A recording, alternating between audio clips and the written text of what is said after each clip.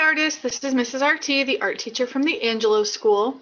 Today we are going to read the story, There's No Such Thing as Dragons, and then we're going to draw a dragon together.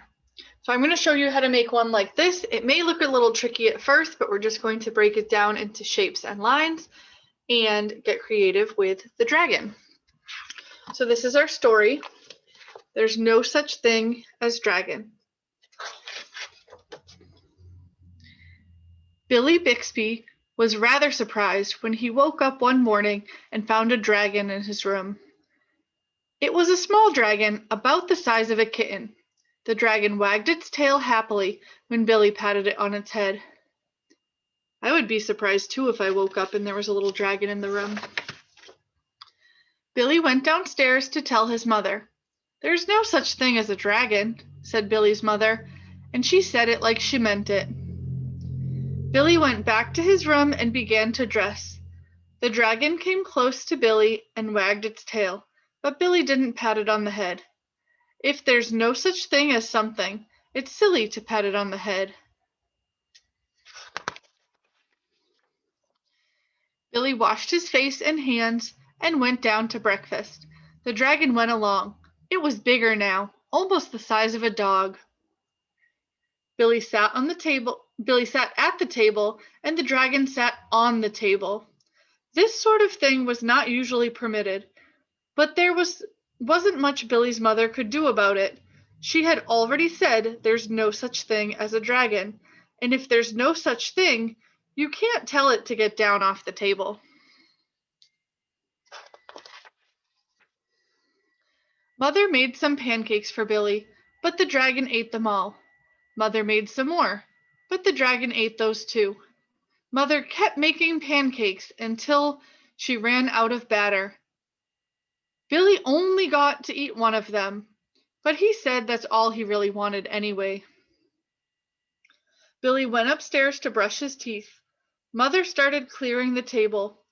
The dragon was quite as big as Mother by this time, and made himself comfortable on the hallway rug, and went to sleep. You can see how big the dragon is now. By the time Billy came downstairs, the dragon had grown so much he filled the hallway. Billy had to go around the way of the living room to get to where his mother was. "I didn't know dragons grew so fast," said Billy. "There's no such thing as a dragon," said Mother firmly. Cleaning the downstairs took Mother all morning, with the dragon in the way and having to climb in and out of windows to get from room to room. The dragon was so big it filled the whole hallway now. By noon, the dragon filled the house. The head hung out the front door, and the tail hung out the back door, and there wasn't a room in the house that didn't have some part of the dragon in it.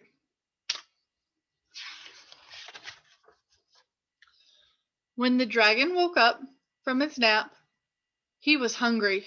A bakery truck went by. The smell of fresh bread was more than the dragon could resist. The dragon ran down the street after the bakery truck. The house went along, of course, like the shell of a snail.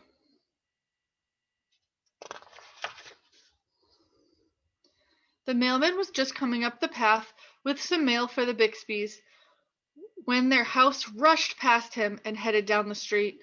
He chased the house for a few blocks, but he couldn't catch it. When Mr. Bixby came home for lunch, the first thing he noticed was the house was gone. Luckily, one of the neighbors was able to tell him where it went. You can see he's home for lunch and the house is gone, and it's all the way down the street with the dragon. Mr. Bixby got in the car and went looking for the house. He studied all the houses as he drove along. Finally, he saw one that looked familiar. Billy and Mother were waving out the upstairs window.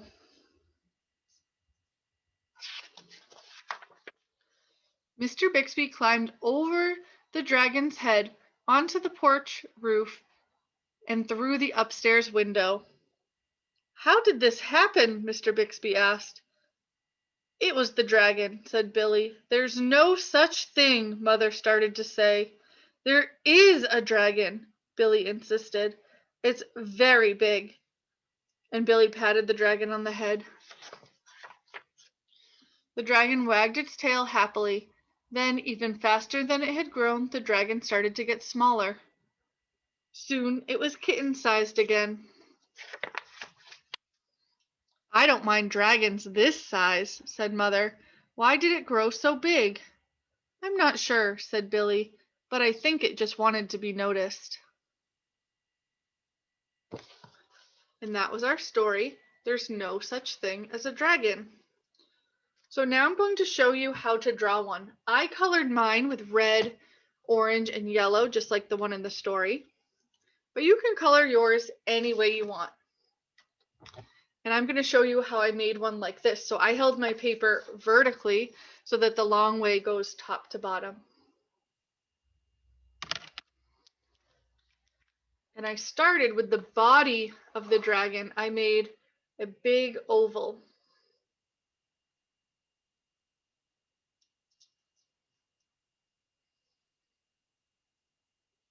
And then for the neck of the dragon, I came from the back of the oval and made a line up, and then another line up for the front of the neck.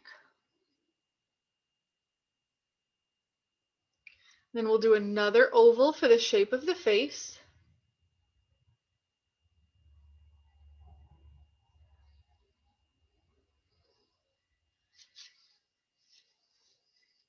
And then on this cover, you can see the dragon's ears almost look like a long diamond shape.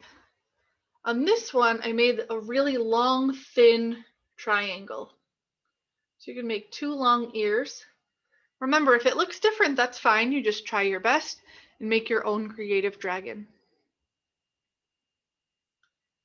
Now for the face on this one, I gave it a smile, a little dot for the nose, and 2 open eyes.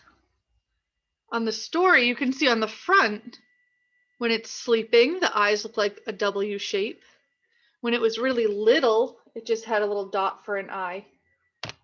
Or if it was awake, you could do 2 circles. So you can make 2 eyes, whichever way you'd like. I did circles and colored a little piece of it in. A little nose and the mouth. I'm going to draw mine smiling. You can draw the mouth differently if you would like. You could give them some teeth.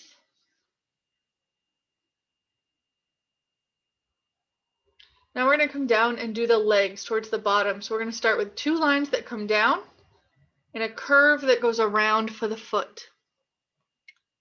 So 2 lines that come down. Then I'll put my pencil on the front line, curve around, over, and back up to meet the other side of the leg for the foot. And we'll do that again for the other foot, 2 lines that come down, around, and connect.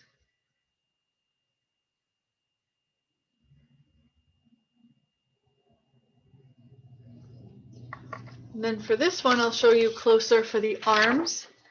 I did 2 lines that go out with some fingers for short arms.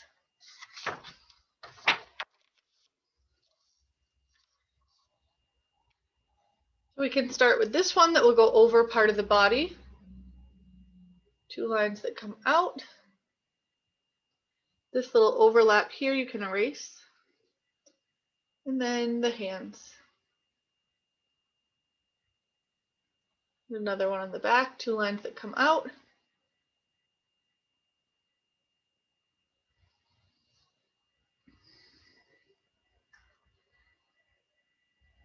And the next part for the tail, we're going to come out off the body and around for the tail. And on the story, it has this nice orange triangle at the end of the tail.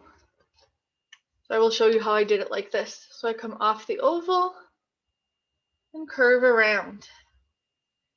Then you can make a point and curve back up towards the body. And then we have this triangle shape on the end of the tail.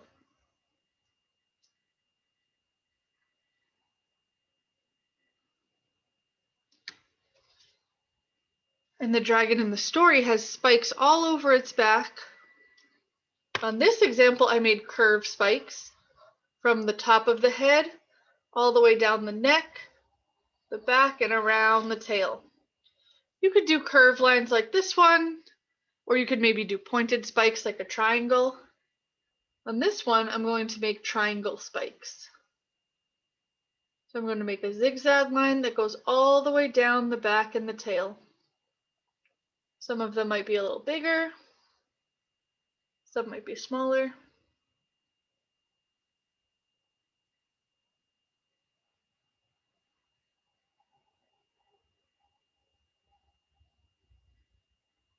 So this one I did a triangle or zigzag line all the way down the back, and this one I did a curved line. So you can choose which types of spikes you want to do for your dragon. Then there's two more pieces that I want to show you before you start adding color and detail. So for this one, I made a line that goes from the top of the oval down to the leg and striped for the belly. So you can put your pencil on the side of the oval and just make a line down towards the leg. And then I made stripes going across that section.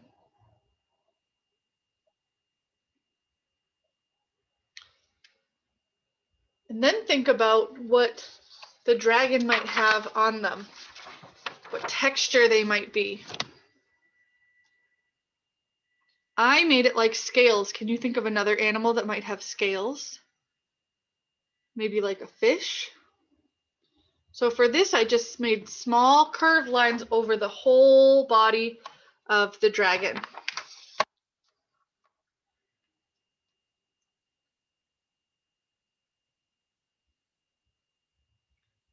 So it's just like a curved line or the letter U over and over again to fill the whole body of the dragon to give it that look of scales.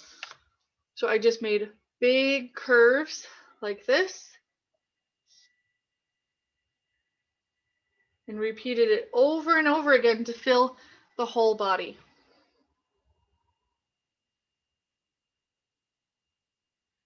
So you can do the scales either with pencil to start, or you could just jump right in with a black marker or crayon to fill in all of the scales.